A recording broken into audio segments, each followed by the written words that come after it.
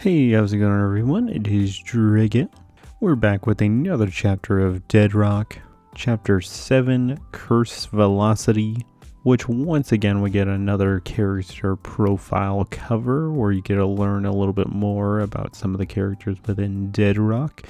This one in particular being about Hani, and I think his is pretty meh for the, learning about him or whatever. It's not really that insightful, I guess. So we pick up the chapter with Yakuto obviously giving his backstory and whatnot, and you get the reactions of everyone, with Hani saying he'll immediately help Yakuto out, and Frey joining in as well, which pretty much everyone else decides not to help, with everyone just saying nope, not interested. Even Makoto doesn't want any part of this, which she is the only one that is interesting with her reply, and it even comes back to it later at the end of the chapter because, she wants proof that this event happened.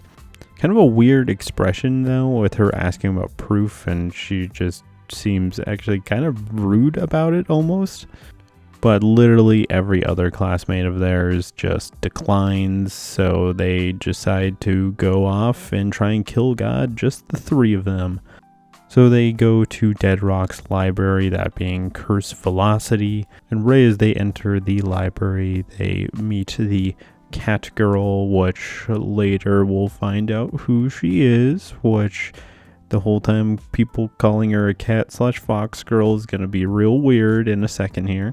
And she's going by the name Zalisha, and she has the root of Black Wizard, which is very interesting since obviously the fairy tale tie-ins here, with obviously Yakuto being Acnologia, and if she's the Black Wizard, that obviously being Zareth, so kind of interesting in that aspect. And Hani is the one to deduce the actual identity of this girl, with him looking at her and kind of comparing her to, their classmates, and he thinks that she is the bird from their class. And the reason why he deduces it is just because they have the same scarf on, and I love her freaking defense that she's like, I'm not a bird, I'm a black wizard. This is definitely weird that she has a, bird arm coming out of the top of her head. That's a little weird. And yes, she is actually the bird from their class. She'll go into the bird form to suppress her magic power because it's too much, and this is her actual true form. Because obviously she had two names, each persona, and she's cool with being called either one. And their conversation gets interrupted by a lion guy, which it turns out this guy's name is actually Cougar, which he has zero chill whatsoever because some guy interrupts his heroic stand-in, and that guy that interrupts him, he just straight up kills him.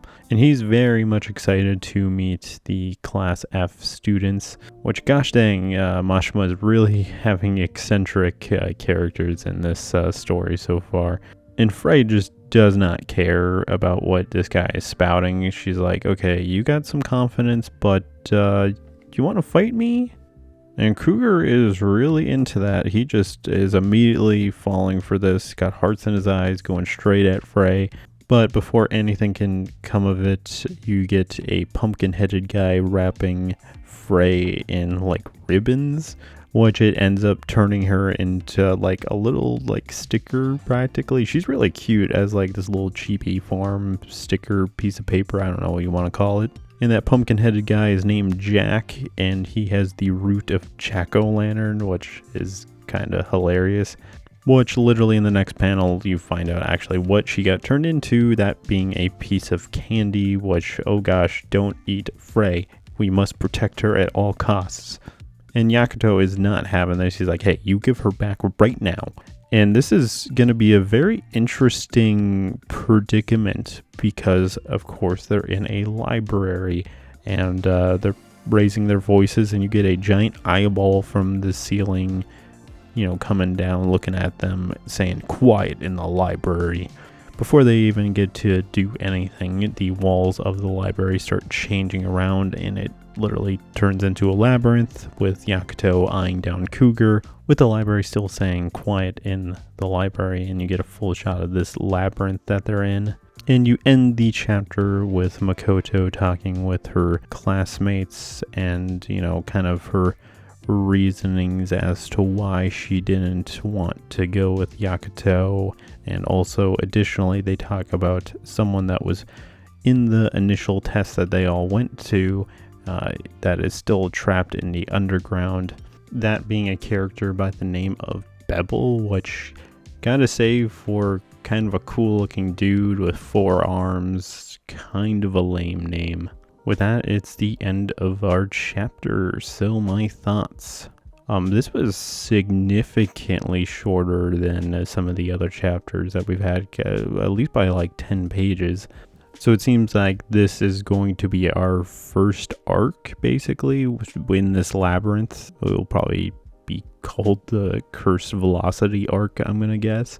And already Yakuto is down because, you know, you started this fight with 4 and, you know, Frey's out of commission, which is a bummer because she was a heavy hitter, which I really have no doubt that they're gonna win this because, I mean, beating Cougar and his lackeys probably isn't that hard. Well, obviously Yakuto has a major handicap right now because he only can, you know, be a dragon in 1 arm, so that's a problem. But I don't feel like they're gonna have that difficult of a time. And then obviously their main mission is to find this book in this library. This could go one of 2 ways. It either could be a very cool reveal or like they kinda suck. With obviously the person that was still trapped in the underground from their test. Which I feel like there would be more than just one person, because there was a lot of people that went down there. Because if it like isn't that cool or revealed, it's like, did we really need to bring this guy up? And I mean, it's a end of chapter like reveal, like it's a big deal, but like we don't know who this guy is. I don't know who he is. How important is he gonna be? Watches it's like Yakuto's dad or something, or like a sibling of his, like in disguise. So what are your guys' thoughts on Deadrock? Leave in the comments below. Thank you for watching, and this is Drago signing out.